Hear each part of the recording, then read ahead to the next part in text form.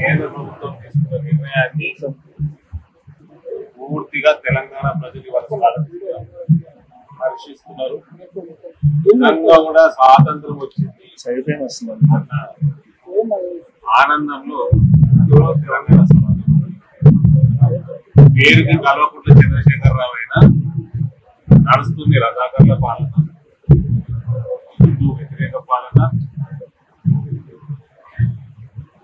Hindu వ్యతిరేకుల domination, ఇవన్నిటి కూడా ఇవన్నిటి పైన మారల్ రేపు తెలంగాణ సమాజానికి కాబట్టి పూర్తిగా కేంద్ర ప్రభుత్వం నిర్ణయాన్ని స్వాగతిస్తున్నాము, హర్షిస్తున్నాము.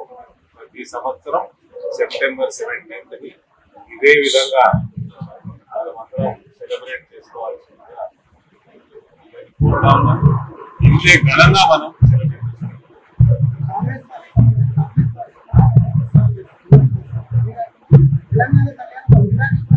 కాంగ్రెస్ పార్టీ బాగానే ఉంది. చరిత్ర ఉండిపోయిన పార్టీ వాళ్ళకి ఇప్పుడు 70 సంవత్సరాలు ఈ రాష్ట్రాన్ని దేశాన్ని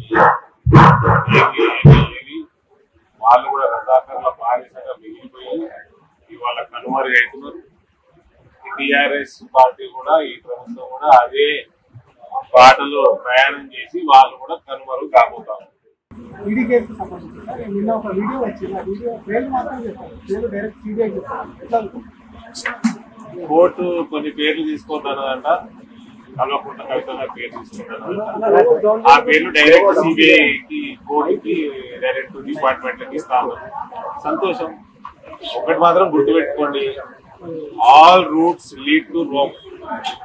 అది వాసవి అయినా, అది ఫీనిక్స్ అయినా, అది లిక్కర్ అయినా, అన్ని దారులు పయనించేది ప్రగతి భవన్ వైపే. మాకు ఈడీలకు ఏం సంబంధం లేదు.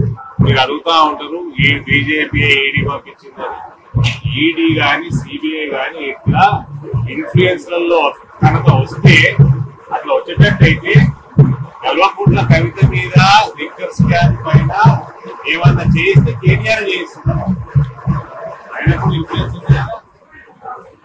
బీజేపీ ఇటువంటి ఇన్ఫ్లుయెన్స్ అయితే ఏమన్నా వీళ్ళు ఇన్ఫ్లుయెన్స్ లో వస్తుంది అనుకుంటే, మీడియా మిత్రులు అడుగుతున్నారు కాబట్టి మీడియా మిత్రులు అట్లా అనుకుంటున్నారు. అట్లాగినా ఉంటే కేటీఆర్ చెల్లిమని చెప్పించు. హాయ్ ఫ్రెండ్స్, మా టుడే టుమారో యూట్యూబ్ ఛానల్ చూస్తున్నందుకు చాలా థ్యాంక్స్. మరిన్ని లేటెస్ట్ వీడియోస్ కోసం వెంటనే సబ్స్క్రైబ్ చేయండి. అలాగే ఈ బెల్ ని కూడా రింగ్ చేసేయండి. మా నోటిఫికేషన్స్ అన్ని మీ మొబైల్లో వస్తాయి. అలాగే మా వీడియోస్ మీకు నచ్చితే లైక్ చేయండి, షేర్ చేయండి, నచ్చకపోతే కామెంట్ చేయండి.